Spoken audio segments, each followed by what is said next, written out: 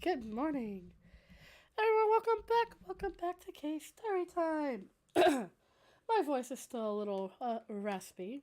I hope that's not too bad. I hope it's not too annoying. But yeah, welcome back everyone. Oh, I forgot to put on my music. Hold on. Let me just...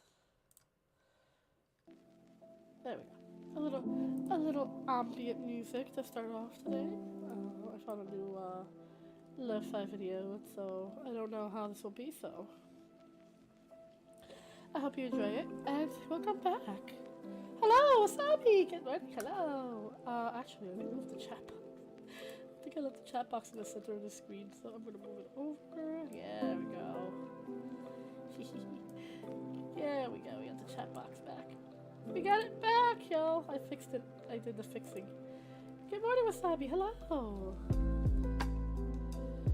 Good morning. How are you doing today? Hope you are doing well.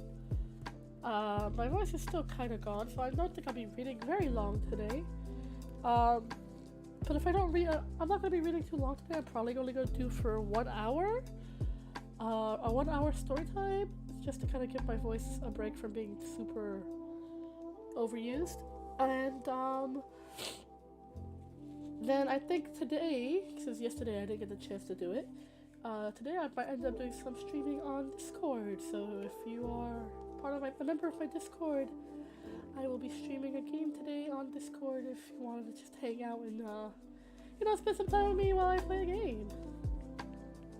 Doing pretty epic? I'm so glad you're doing well. I'm super glad you're doing well. I'm doing a lot better. My voice is still a little raspy. As I'm still recovering, but I feel great. I feel fantastic. It's a beautiful day, and I'm just in the clouds today. I'm in such a good mood today. It's such a beautiful day. It's such a beautiful day. So we're gonna get back to reading in the House of the Scorpion. Last time we left off, it was Matt's birthday as well as El Patron's birthday, and it went pretty badly. Yeah. It didn't quite go as planned, but things happen. But yeah, so today we're going to continue reading House of the Scorpion. Like I said, this stream might only just be an hour, so I don't overstrain my voice. And later I will be playing some games on Discord. What game will I be playing? I have no idea yet, but I will probably end up playing something. Because I didn't get the chance to do it yesterday. Yesterday I fell asleep. I went to take a nap and I ended up like... sleeping for most of the day, but then again I'm still recovering, so I guess I needed the rest. So yeah, let's get back into it. I hope you enjoy. Let's Is the music good? Is the background music good? Oh, my mic is too low. Why is my mic low? There we go. Is the music good? Is the music good? I hope the music's good.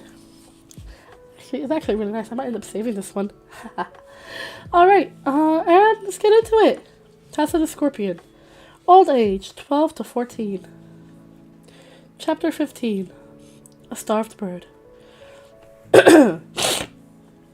Also, sorry if you hear me sniffling. I am still very much snotty and coughing-ish, cough-ish. So, yeah.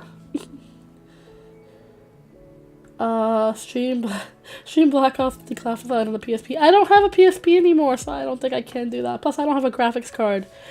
Otherwise, I'd be streaming a lot of console games that I have. But sadly, I do not. I do not have a graphics card. Dude, I wish I had a graphics card and a better computer, because I would definitely be streaming like Nintendo games as well. Do a group thing where we could play a Mario Party together. The music's slapping? Great. Great. Enjoy. Chapter 15. A Starved Bird. The days passed with unvarying sameness. Now Matt could no longer look forward to Maria's visits. Both she and Amelia had been sent to a convent to turn them into proper young ladies. Maria's the only one they're trying to tame, Celia said. Amelia is about as wild as a bowl of oatmeal. Matt asked Celia to send Maria a letter, but she refused. The nuns will only hand it over to Senator Mendoza, she said. Matt tried to imagine what she was doing, but he knew nothing about convents. Does she miss him? Has she forgiven him? Was she visiting Tom instead? With Maria and Amelia gone, Benito and Stephen went elsewhere for their vacations. Mr. Alacran was away on frequent business trips, and Felicia and El Viejo stayed in their rooms. The halls and garden were deserted. The servants still went about their duties, but their voices were muted. The house was like a stage with all the actors missing. One day, Matt ordered a safe horse from the stables and waited tensely to see whether the request would be denied. It wasn't. And Egypt brought out the animal. Matt, uncomfortable, cast his eyes down. Few Egypts worked in the house, and he preferred not to think about them. He reached for the reins and glanced up. It was Rosa. Matt felt an old thrill of terror, as though he was still a small boy and she his jailer. But this woman posed no threat at all. The hard, bitter lines of her face seemed unconnected with anything else going on inside. Rosa gazed straight ahead with her hand outstretched. It was unclear whether she even saw him. Rosa? Matt said. She looked at him. Do you wish another horse, master? The voice was the same, but the old anger was gone. No, this one is fine, said Matt. Rosa turned and shuffled back into the stables. Her movements were jerky compared to what he remembered. Matt rode away from the house. The horse walked on steadily.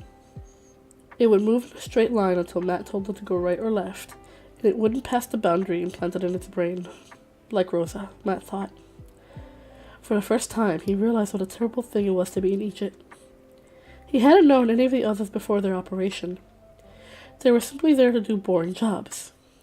But Rosa had been a real, though cruel and violent person.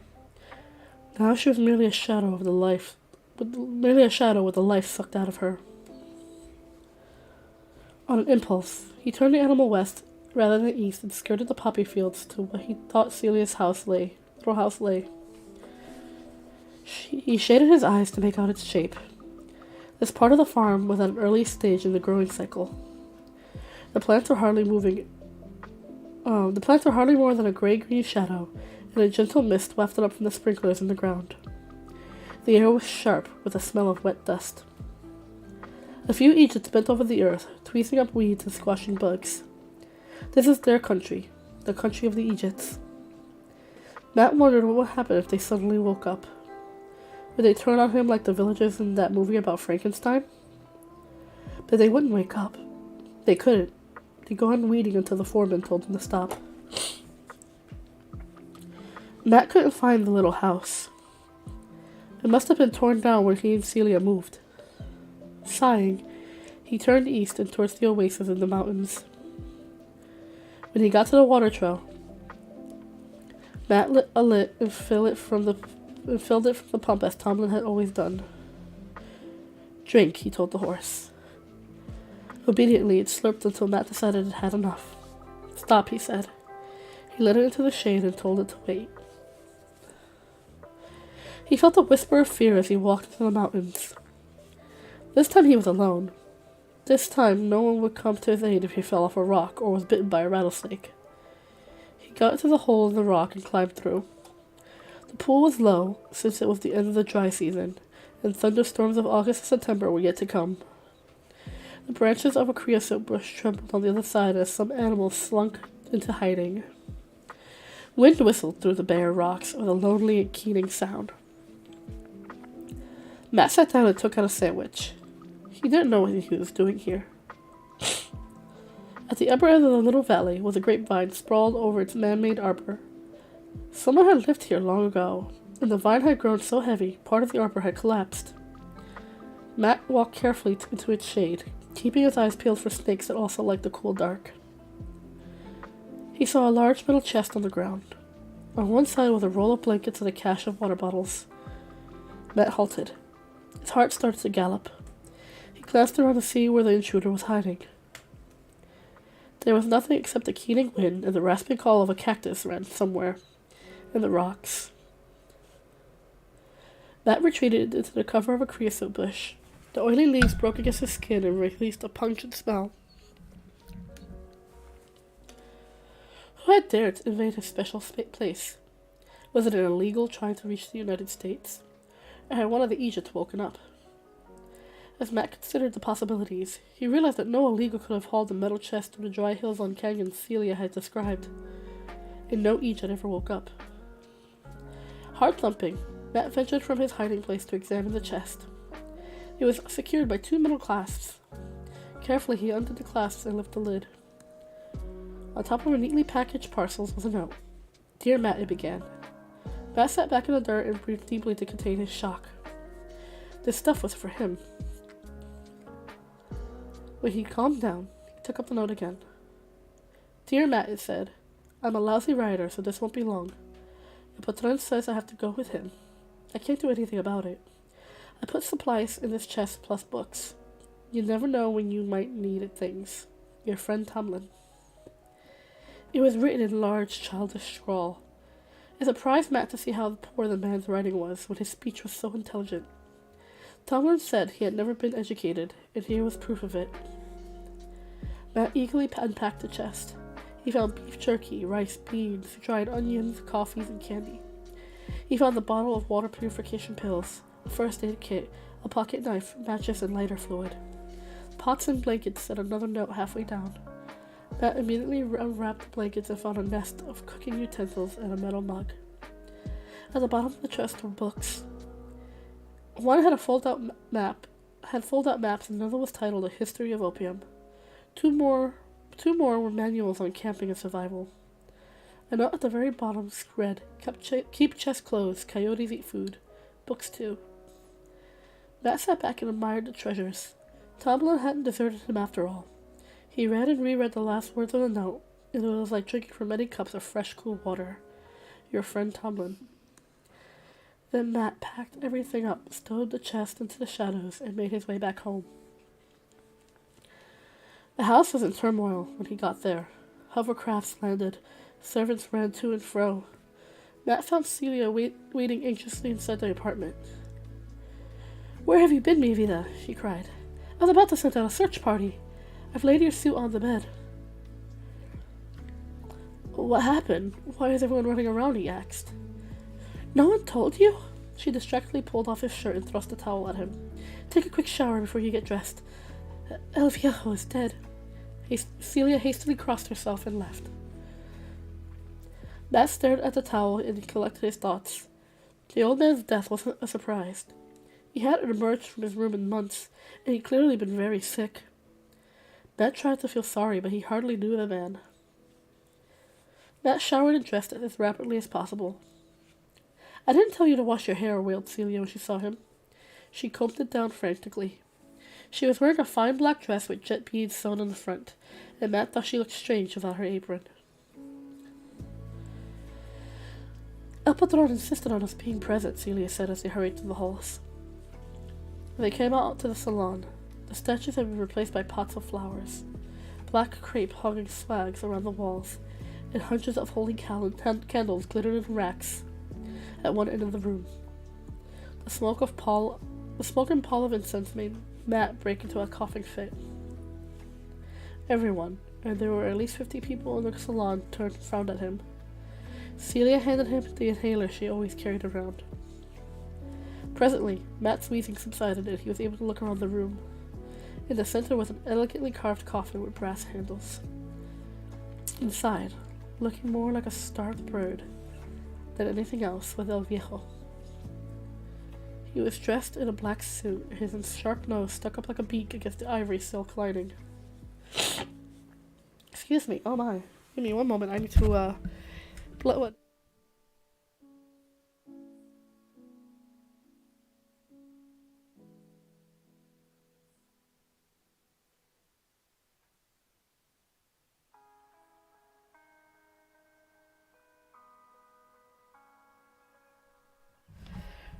Sorry about that, I got really sniffly.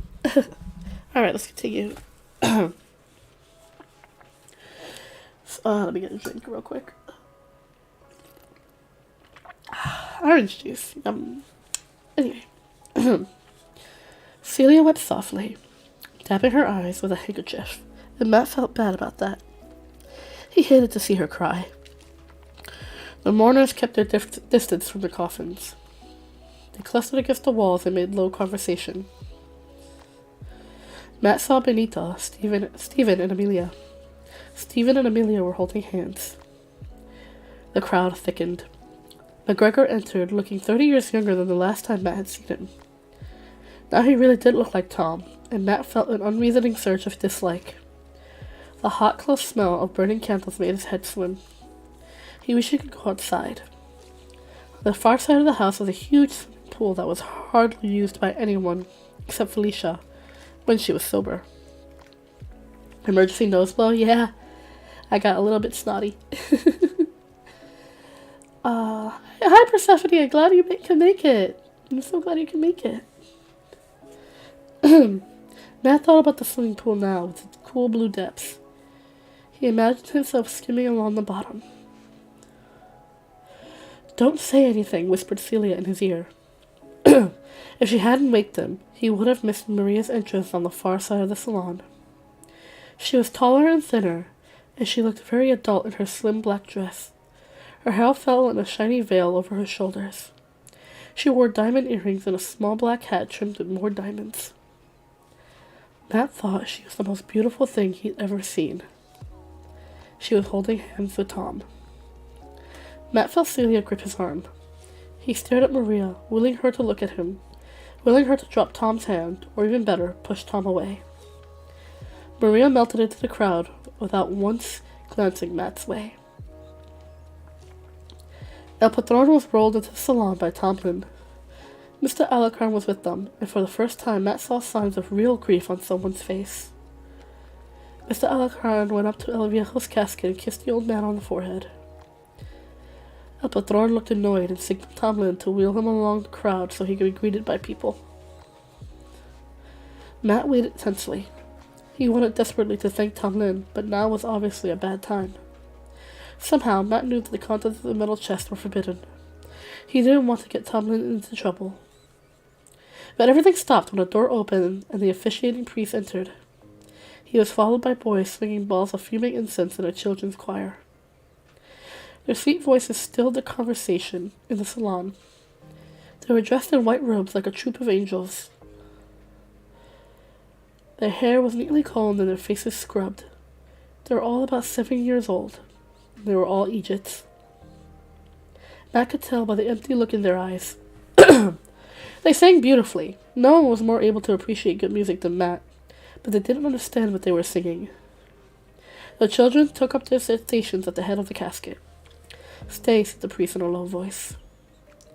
Matt has never seen a priest except on TV. Celia went to a small church a mile away through the poppy fields. She walked there early on Sunday mornings along with a few other servants. She wasn't allowed to eat or even drink coffee before setting out, which was a great hardship for her, but she never missed a service. She never took Matt along either. "Be still," said the priest to the children's choir. They fell silent at once.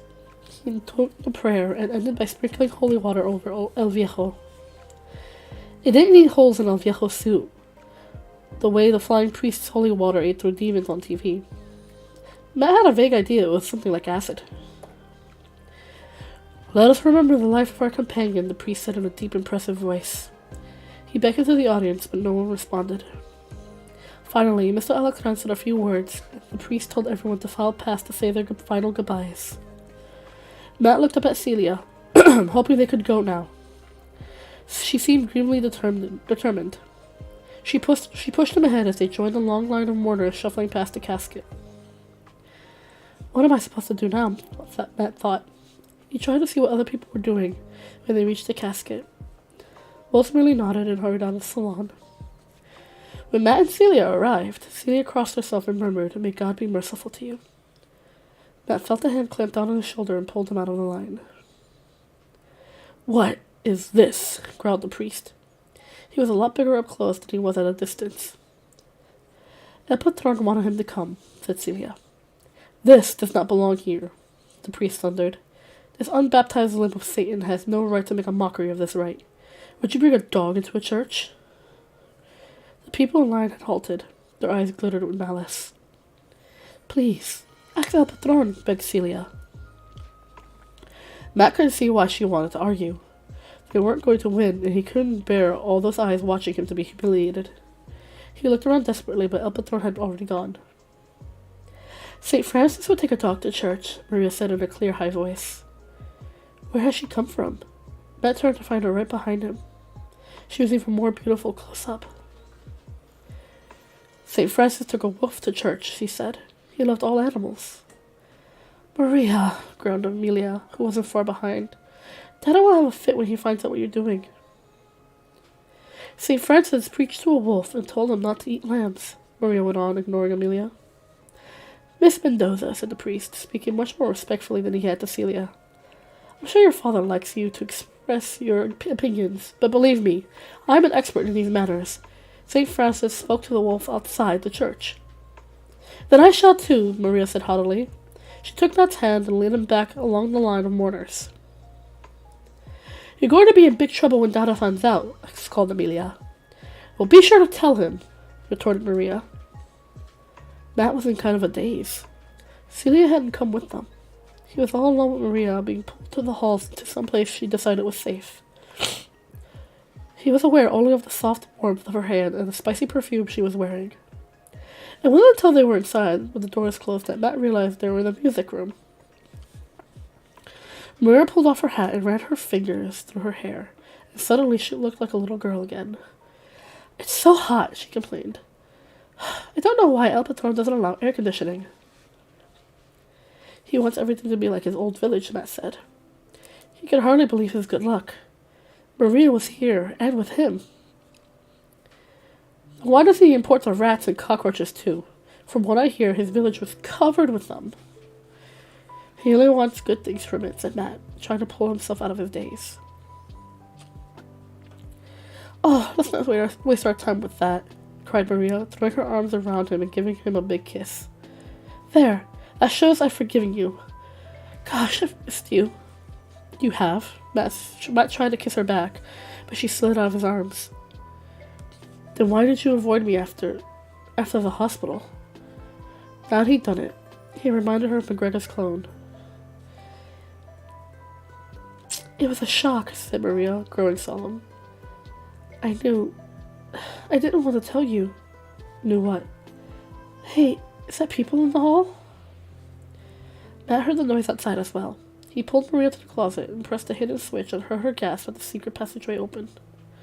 "It's like a spy novel," she whispered as she drew her inside. Matt closed the door and found the flashlight he kept by the entrance. They tiptoed along the passage with Matt in the lead. Finally, he allowed her to stop and catch her breath. Chapter 16. Brother Wolf. It's even hotter in here than outside, Maria said, wiping her face. I can find an empty room we can hide in, said Matt. He showed her the hidden peepholes, and Maria was both repelled and fascinated. Don't tell me you sit in here and watch people. No, said Matt. He was offended. He wasn't above eavesdropping at a dinner when he wasn't invited. That was simply getting back at people who stumped him. But when she suggested it was nasty, like peeking through a keyhole. You must think I'm a creep. Hey, I'm the one with the secret passage. Who do you think made it? Maria whispered, sounding explosive next to Matt's ear. It tickled as the shivers down his neck. El Patron, I guess, Matt said.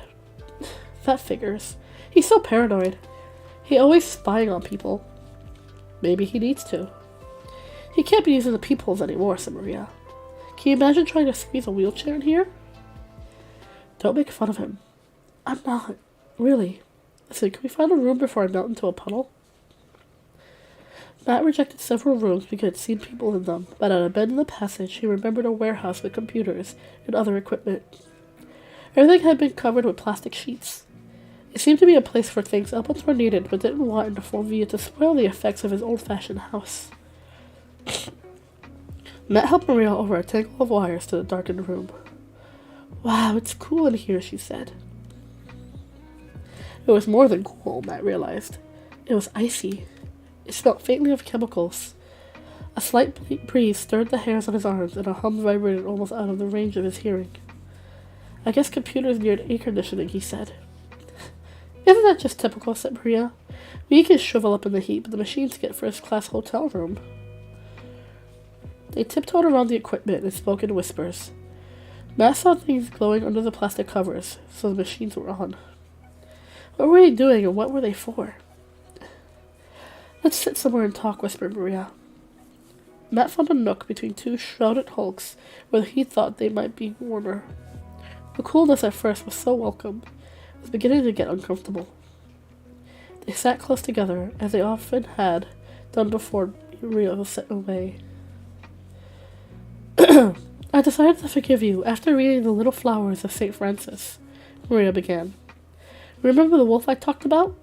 Well, he was a monster who terrorized everybody until St. Francis gave him a talking to. He was sweet as a lamb and never ate anything but vegetables after that. I didn't know wolves could digest vegetables, said Matt, who had studied biology. That's not the point. St. Francis didn't say, I'm going to punish you for all the wickedness you've done. He said, Brother Wolf, today's a new day, and you're going to turn over a new leaf. Matt held his tongue. He wanted to say that he hadn't poisoned Furball, and he didn't need forgiveness, but he didn't want to spoil Maria's mood. So I realized I was being unfair, and I should forgive you. After all, wolves don't know they aren't supposed to eat peasants. Maria leaned him against him in the blue shadows of the equipment room. Matt's heart turned over. She was so beautiful, and he had missed her so much. Thank you, he said. So you have to promise to be good. Okay, said Matt, who would have promised her anything at that point. You have to mean it, Brother Wolf. No running off into the henhouse for snacks. I promise. What do I call you? Saint Maria? Oh no, said Maria. I'm not a saint. I have all kinds of faults. I don't believe it, said Matt. Maria told him about how she struggled not to lose her temper at Amelia, how she copied someone's paper when she forgot to do her homework, and how she ate ice cream when she was supposed to be fasting. Matt, who didn't bother about being good, thought it was a waste of time to worry about faults. Have you been baptized? He asked. Yes, they did it when I was a baby. Is it a good thing? Well, of course. Without it, you can't go to heaven. Matt didn't know much about heaven. Hell was mentioned a lot more often in shows he watched on TV. What did the priest mean? That I'm an unbaptized limb of Satan. Maria leaned against him and sighed. Oh, Matt. I'm sure St. Francis would have agreed with him. Wouldn't have agreed with him. You aren't evil, only what? Only you don't have a soul, so you can't be baptized. All animals are like that. I think it's unfair, and sometimes I don't believe it. After all, why would heaven be without birds or dogs or horses? What about trees and flowers? They don't have souls either. Does that mean heaven looks like a cement parking lot? I suppose this is what nuns call a theological problem. Do animals go to hell when they die? Said Matt. No, of course not. You can't get there without a soul either. I guess. I thought about it a lot when Furball died. You simply go out, like a candle. I'm sure it doesn't hurt. You're there 1 minute and then you're not. Oh, let's not talk about this. Matt was astonished to find her crying. Sorry. There we go. Matt was astonished to find her crying. She did cry a lot, he remembered. He hugged her and kissed her tear-stricken face. I don't mind, he whispered. If I had a soul, I'd probably wind up in hell anyway. They sat for a long time together, saying nothing. The room was so cold, they were both shivering. Oh, excuse me. I do like being with you, Maria said at last. There's nobody at my school so easy to talk to. Can't you visit me again? Said Matt. Dada says I have to stay away. He thinks... Oh no, I hear voices again. Matt and Maria jumped up and ran for the door at the same time. She tripped over the wires, and he caught her and boosted her into the passageway. He slid the door shut just as the door on the opposite side of the room opened. They stood for a moment to catch their breaths. Warm at last, Maria contentedly sighed, rubbing her arms. Matt listened attentively to the voices outside. That's Tom, he said quietly. Really? Where's the peephole? Let me see. I thought you didn't like spying on people. I only want to peek. Maria put her eye to the hole. It is Tom. And Felicia. Matt put his ear to the wall so he could hear better. Find them here, if they're anywhere in the house, said Felicia's slow, hesitant voice. For an instant, Matt thought she meant the passage, but then he heard the sounds of chairs being moved and the whir of a machine. Hey, that's the salon, said Tom. It's completely empty. El Viejo's all alone. No one cares, Felicia murmured. He was unusable. What do you mean, said Tom. Felicia laughed, a shrill, alarming sound. His liver was gone. His heart dried up. You can't get transplants from a cancer patient. I guess he's just compost now, Tom laughed. Felicia laughed, too. Matt was deeply shocked. He couldn't produce tears for El Viejo, but he did feel sorry for him, lying there like a starved bird in his silk-lined coffin. Matt gently moved Maria aside. She didn't protest as he expected. She seemed stunned by what she just heard, as he was. Matt saw that one of the large computer screens was brilliantly lit. Then he realized it wasn't a computer at all, but some kind of camera. He saw an image of El Viejo with his beak-like nose poking out of the casket. The picture was blurred and shifted. Tom was working in the controls. That's the music room, said Felicia. Matt saw the grand piano, stacks of music, and Maria's black hat sitting on the table. They were there, cried Tom.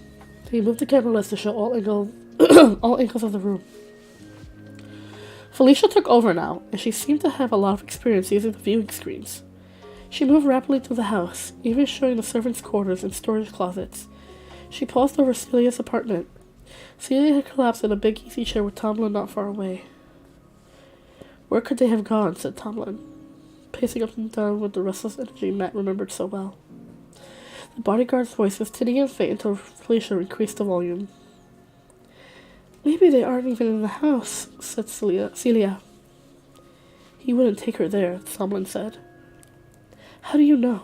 If he was desperate enough, careful, said Tomlin, looking straight into the view screen. Celia changed the subject and began to discuss the funeral. Blast! You know about the camera, said Tom. Tomlin knows everything, said Felicia. El Patron dotes on him. Take her where? Shouted Tom, smashing his fist on the table covered with shrouded machines. Something fell over and broke. Felicia grabbed his hand. Matt knew what Celia was talking about. Tomlin must have told her about the hidden oasis.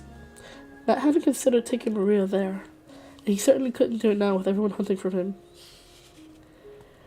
They could be outside, murmured Felicia. She manipulated the image to show the stables, the swimming pool, the gardens. Matt was startled to see the lotus pond and a pair of ibises lazily stretching their wings. "Let me see," whispered Maria. Matt moved to one side and pressed his ears against the wall again, so he wouldn't miss anything. "Remember this," said Felicia's slow, insinuating voice. That's where Furball got snuffed, isn't it?" said Tom. Maria gasped. Matt realized they must be looking at the pump house. "You know, I saw the little beast that day," said Felicia. "Furball?" said Tom. Felicia giggled. "I meant the clone. When I saw wonderful, talented Matt sneaking out of the Mendoza apartment with a dog in a bag. What's going on, I thought, so I followed him." There was a pause, and then Tom said, "Amazing. You can see inside. The cameras are everywhere. El Patron used to watch everything, but now he's too old. He turned the job over to his security team. They don't bother unless there's visitors. I spend a lot of time in here. It's so cold. The machines are more efficient near the freezing. I wear a coat and hardly notice," said Felicia. I couldn't believe that. She was so drugged she probably wasn't much warmer than poor El Viejo in this casket. "Did you see Matt kill the dog?" Tom asked eagerly. Matt was startled. Why was Tom asking that question, when he himself had done the crime? Maria's body wriggled with indignation. Matt hoped she would forget herself and yell at them. "Matt didn't do it." Maria flinched as though she'd been stung. "Oh, he had the lot in them," Felicia went on. "But he didn't use it. Don't tell me the dog found the bottle and offed himself." "Oh, no." Felicia fell silent. Sometimes it took her several minutes to marshal her thoughts and continue a conversation. Matt wished she could see what was happening, but he had no chance of prying Maria away from the people now. "I went to the Lotus Pond," Felicia said, finally. "I was so angry at how they treated you at the birthday party. I wanted to kill that abomination El Patron keeps at his heels." Matt felt cold. He had no idea how much Felicia hated him. But I had to be satisfied with that filthy, slavering rat Maria called a dog. I kept on a small amount of laudanum for my nerves. She gives about enough to wipe out a city, Matt thought.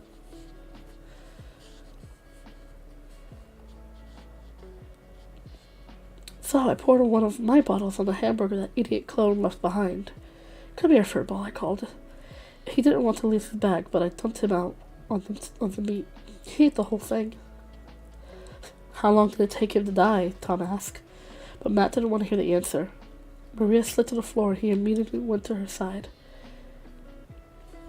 She didn't make a sound, but her body trembled, and she turned her head from side to side in agony of grief. "He didn't suffer," Matt whispered as he held her.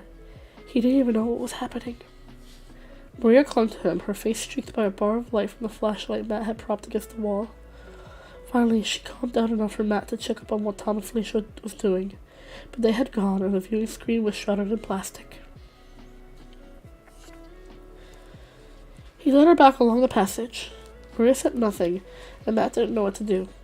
They hadn't gone far before he saw a large shape holding a flashlight coming towards them.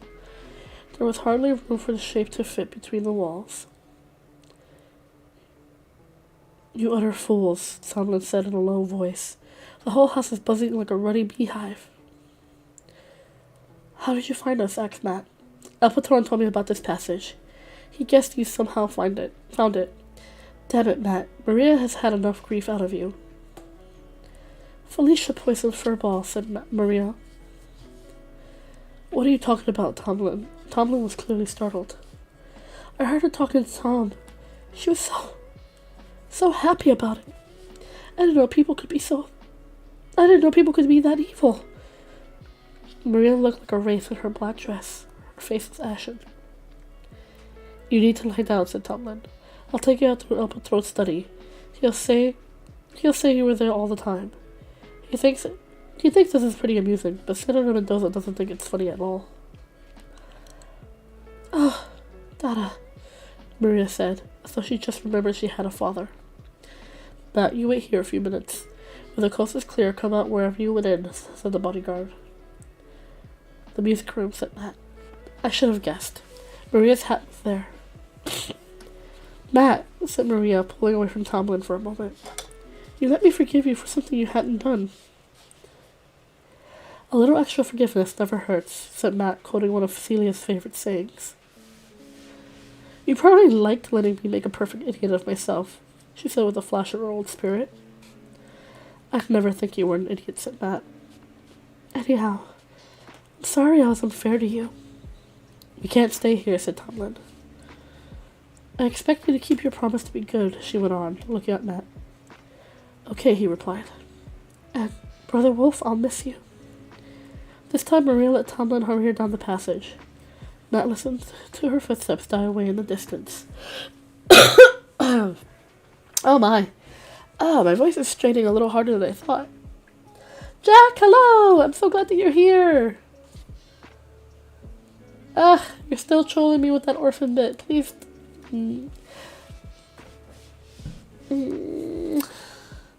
It's not funny. It's uncomfortable. Please, I'm gonna ask her really nicely one more time not to make that joke anymore, please, and thank you. Very little makes me uncomfortable, but that for some reason that bit makes me very uncomfortable. So please don't do it anymore. So this is my last warning to you, and I'm just gonna say that one more time, or else I'm gonna have to put you on timeout. I have to put you on timeout, and I don't want to put anyone on timeout.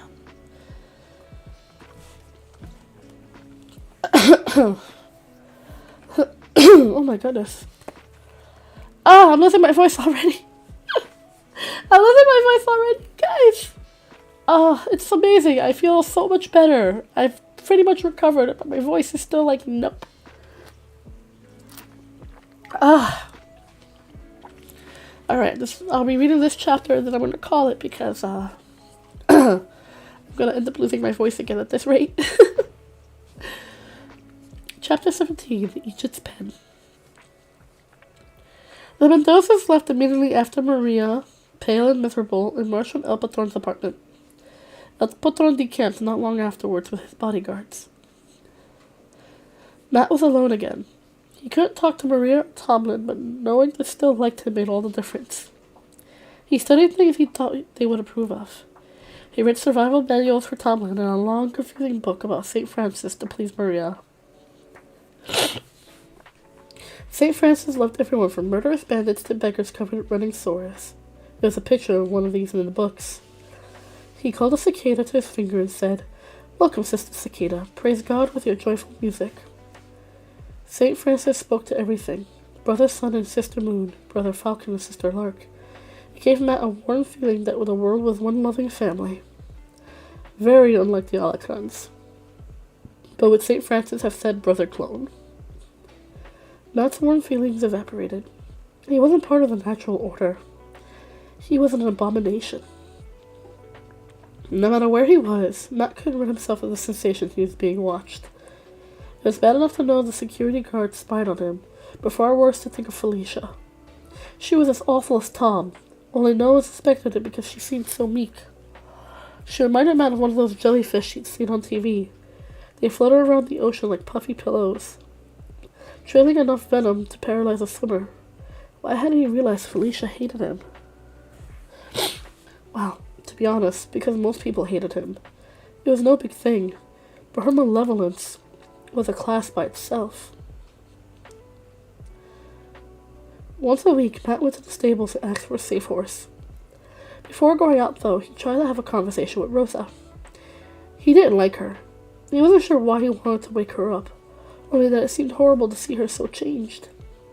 If there was anything left of Rosa, it was locked in an iron box.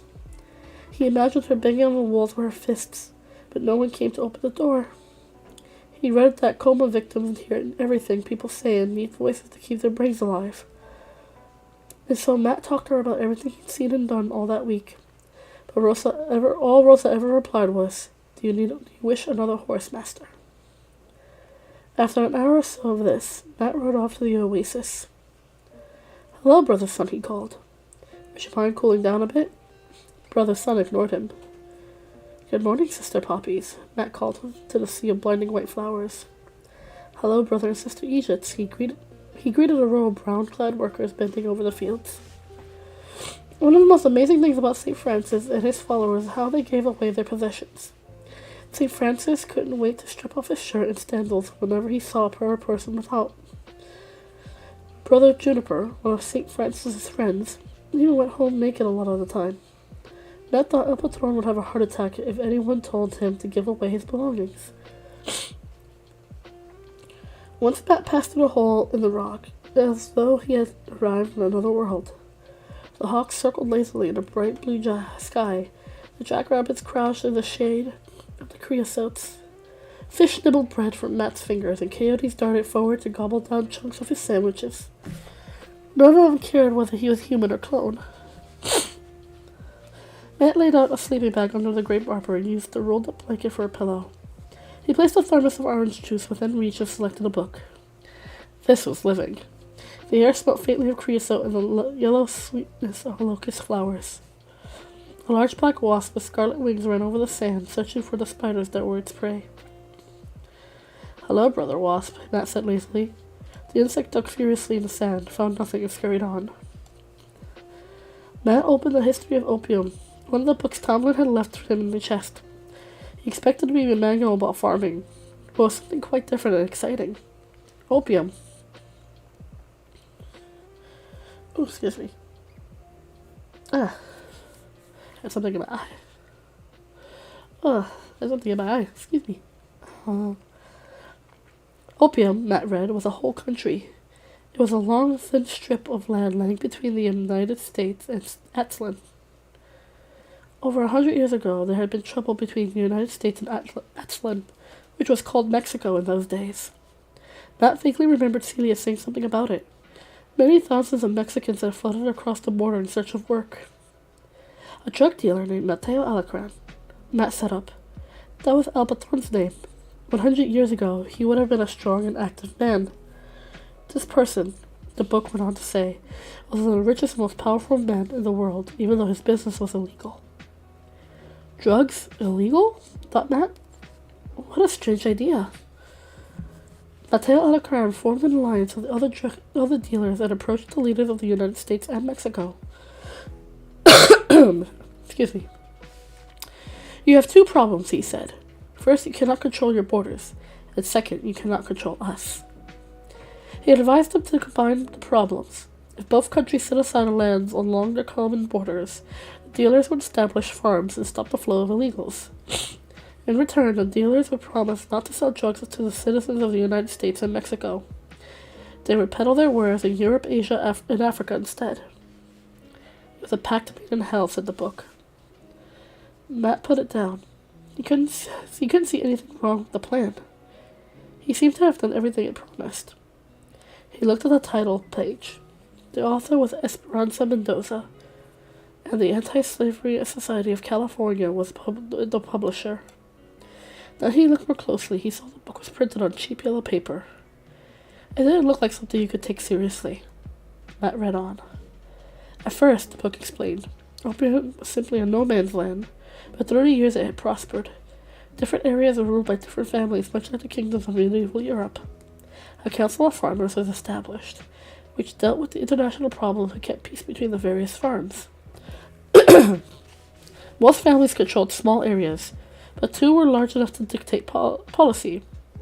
The McGregors ruled the land near San Diego, and the Alacrans had a vast empire stretching from central California all across Arizona and into New Mexico. Gradually, opium changed from a no-man's land to a real country, and its supreme leader, dictator and Führer, was Mateo Alacran. Matt stopped reading so he could savor the words. His heart swelled with pride. He didn't know what a Führer was, but it was obviously something very good. A more evil, vicious, and self-serving man could hardly be imagined, wrote Esperanza on the next line. Matt threw the book away as hard as he could. It landed in the water with its pages open. How dare she insult El Patron? He was a genius. How many people could build a country out of nothing, especially someone as poor as El Patron had been? Esperanza was simply jealous. but Matt sprang up to rescue the book before it was entirely ruined. Tomlin had given it to him, and that made it valuable. He dried it out carefully and packed it away in the metal chest. On the way back, Matt stopped at the water purification plant and talked to the foreman. Since Tomlin's departure, Matt had thought long and hard about the excellent education he had been given. It didn't make sense for him to spend the rest of his life as an exotic pet. Applethorn didn't waste money like that. No, Matt realized. The old man meant for him to have a higher destiny, and he could never reach the status of Benito or Steven, not being human. But he could help them. So Matt had begun to study how the enterprise of running an opium empire worked. He saw how opium was planted, processed, and marketed. He watched how the Aegis were moved from field to field, how often they were watered, and how many food pellets they were allowed. When I'm in charge, Matt quickly adjusted his thought. When I'm helping the person in charge, I'll feed the Aegis. Surely opium could be grown by normal people. They might not be as efficient, but anything was better than a mindless army of slaves. Now that Matt had observed Rosa, he understood that. He asked the plant foreman about the underground river that flowed from the Gulf of California hundreds of miles away. It used to supply water to the Alakan estate, but it smelled, before it was purified, terrifyingly bad. The plant foreman refused to meet Matt's eyes. Like most humans, he didn't like talking to clones, but he also didn't want to anger Alpatron. Why does the water smell like that? Matt asked. Dead fish, chemicals, replied the foreman, not looking up. But you take those out. Yes. Where do you put them? Wastelands, the man said, pointing north. He kept his answers as brief as possible. Matt shut his eyes and he looked to the north. A heat haze shimmered over the desert, and he saw a series of ridges that might be buildings. There? He asked doubtfully. Yes, said the foreman. Matt turned the horse and started heading northward to get a clearer view. The smell was so vile, he feared he might have an asthma attack. He felt for his inhaler. There were buildings. They stretched in long rows with doors and dark little windows every so often. The roofs were so low, Matt wondered whether a person could stand up inside.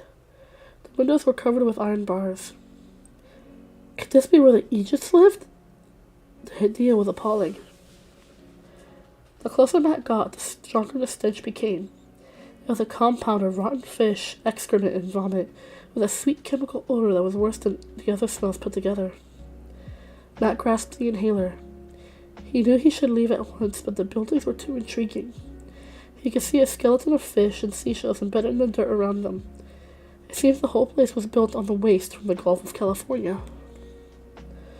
Matt circled around the end of one of the buildings and rode down to a depression that might have been used for waste. The evil smell made Matt's eyes water. He could barely focus on the dense yellow sludge at the bottom. The horse stumbled. Its legs collapsed beneath it, and Matt had to throw his arms around his neck to keep from being catapulted into the sludge. Get up! Get up, he ordered, but the horse was incapable of obeying. It sat on the ground with his legs folded under it. Then Matt felt himself getting dizzy. He threw himself off the horse and sucked desperately at the inhaler. His lungs filled with liquid. A terror of drowning swept over him and he crawled away from the trail. His fingers dug into the rotting fish-slimed soil. A pair of hands yanked him up. He was dragged a short way and then thrown into the back of a vehicle. Matt felt the motor start. The vehicle moved away in a plume of dust that made him cough. He tried to get back, and he was instantly slammed down by a boot to his chest.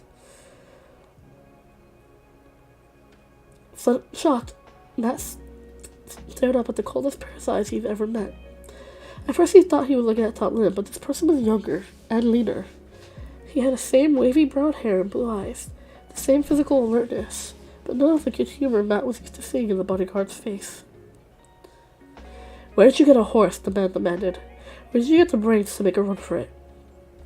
He's not an Egypt, Hugh, said another voice. Matt looked up to see another man similar to the first. Then you're an illegal, snarled Hugh. I reckon we'll run you to the hospital and let him put a clamp in your brain. You do that, said Matt, with his heart beating very fast. He was afraid, but Tomlin had taught him it was foolhardy to show weakness. Act like you're in control, the bodyguard had said, and 9 times out of 10, you'll get away with it. Most people are cowards underneath. Matt realized that these men belonged to the farm patrol and thus, judging by Celia's stories, were very dangerous. You do that, Matt repeated, and I'll tell the doctor how you treated Albatron's clone. Say what? Said Hugh, lifting his boot from Matt's chest. I'm Albatron's clone. I was visiting the water purification plant and got lost. Better yet, you could take me to the big house and I'll send a message to him. Matt was very far from feeling confident, but he observed Albatron give orders many times. He knew exactly how to reproduce the cold, deadly voice that got results. Crikey, he even sounds like the old vampire, said the second man. Shut your cake hole, snarled Hugh. Look, we weren't expecting you out there, Master. What do we call you? Mateo Alacran, said Matt, and he was gratified to see the men flinch. Well, Master Alacran, we weren't expecting you, and you were by the Egypt pens, so it was a natural mistake. Did it occur to you to ask what I was doing up there? Said Matt, narrowing his eyes as Albatron did when he wanted to be particularly menacing. I know we should have, sir. We're really very, very sorry. We'll take you straight to the big house, and we're mostly humbly begging your pardon, aren't we, Raph? Oh, yes, indeed, said the second man. What about my horse? We'll fix that up. Ralph banged on the cab of the truck. The window opened, and he shouted instructions inside. We'll radio for patrol to collect the nag. It was in a bad way from the dead air, so it might not survive. Dead air, said Matt, startled enough to drop out of his Albatron act. It sometimes happens around that trail, said Ralph. The air doesn't move, and the carbon dioxide builds up. It's like being in a mine. I lost a brother like that, remarked Hugh. You can't tell until it's too late, said Ralph. The nearby pens are usually okay, but on still nights we make the Aegis sleep in the fields. Matt was amazed. Why don't you clean up the trail? Ralph seemed honestly puzzled by that idea. It's how we've always done things, Master Alacran. The Aegis don't care. Well, that's true, thought Matt. Even if the Aegis knew about the danger, they couldn't flee unless they were ordered to do so. Now that Matt appeared to accept the men's apology, they became almost friendly. They didn't act like most people did when told Matt was a clone. They were worried but not hostile. In fact, they behaved a lot like Tom. Are you Scottish? Matt asked. Oh no, said Hugh. Ralph here is from England and I'm from Wales. We Willie in the cab is Scottish, though, but we all like to play soccer and thump heads. Matt remembered something Albatron had said long ago about Tomlin and Daft Donald. I picked up this lot in Scotland, breaking heads outside of a soccer field. Always choose your bodyguards from another country. They find it harder to make alliances and betray you. Soccer sounds a lot like a war, said Matt. Both Ralph and Hugh laughed. It is, lad. It is, said Hugh. A fine thing about soccer, said Ralph, with a distant look in his eyes, is that you enjoy both the game and the trimmings. Trimmings, said Matt. Ah yes, that which surrounds the game. The build-up, the crush of fans and the trains. The parties, said Hugh with a dreamy look on his face. The parties, agreed Ralph. You crowd into a pub with your mates and drink until the owner throws you out. If he can throw you out, Hugh amended. And then, either before or after, you run into the fans on the other side, so of course you have to set them straight. That's when the head thumping occurs, Matt guessed. Yeah, nothing finer, especially if you win, said Ralph. The truck followed a zigzag course to the poppy fields. Matt saw the same Egypts he had been observing that morning. They were still bending over the ripe seed pods, but he felt no impulse to call them brothers. They weren't brothers and would never be until they lost the clamps in their brain. If you liked it so much, why did you come here? Matt asked Hugh and Ralph. The men lost their dreamy expressions. Their eyes became cold and distant. Sometimes, Hugh began, then fell silent. Sometimes the head thumping goes too far, Ralph finished for him. It's okay to kill people in a war. Then you're a hero. But in soccer, which is every bit as glorious, you're supposed to shake hands with the enemy afterwards. Kisses ready backside, more like, said Hugh in disgust. And we didn't like that, see? Matt thought he understood. Hugh, Ralph, and Wee Willie in the cab were murderers. They were the ideal candidates for the farm patrol. They would have to be loyal to Albatron, or he would dump them into the arms of whatever police were looking for them. The lush gardens and red red tile roofs of the big house were visible now. Nothing could have been further from the long, low dwellings where the Egypts had lived. That is, when they weren't sleeping in the fields to keep from being gassed. Did Tomlin kill anyone? Said Matt. He didn't want much to ask, but this might be his only opportunity to find out. Hugh and Ralph exchanged looks. He's in a class by himself, said Ralph. He's a bloody terrorist. Can't think why El Patron trusts him so much, said Hugh. They're like father and son. Put a cork in it. Can't you see who we're talking to? Said Hugh. The house was near, and Matt was afraid they'd let him out before he learned what he wanted to know. What did Tomlin do? He urged. Only set a bomb outside the Prime Minister's house in London, replied Hugh. He was a Scottish nationalist, see? Wants to bring back Bonnie Prince Charlie or some other fat slug. He wasn't motivated by beer like the rest of us. No, he's a cut above, said Ralph, with his fancy ethics and social conscience. It's a shame a school bus pulled up at the wrong moment, said Hugh. The blast killed 20 kiddies. That's what social conscience gets you, Ralph said as he helped Matt climb down. The truck drove us at once. The men seemed eager to get away, or perhaps they were forbidden to show themselves around the civilized halls of El Patron's mansion. Oh, excuse me. I think I'm going to call it here, guys, because my voice is going again. My voice is leaving me again, so I'm going to call it here so that way I have a voice for tomorrow, where we'll be playing The Sandman. I'm excited to start a new game for you guys. And I'm hoping that you guys are enjoying the story. I hope you guys enjoy the story. I hope you guys are having a fun time. And I will be seeing you guys tomorrow for the new game. And as always, remember, hug your friends. Tell someone you love. Oh god, see, my voice is already going. Tell someone you love them and be a force for good in the world, because goodness knows the world needs more goodness. I will probably play maybe another hour. Where's my voice going to? No idea. I'm gonna give myself a bit of an hour break, have some lunch, and then maybe jump on Discord later and play a game. Just to hang out with you guys. I love you all so very, very much, and I'll see you tomorrow. Bye. Wait, where's my... Oops. Wait. Bye.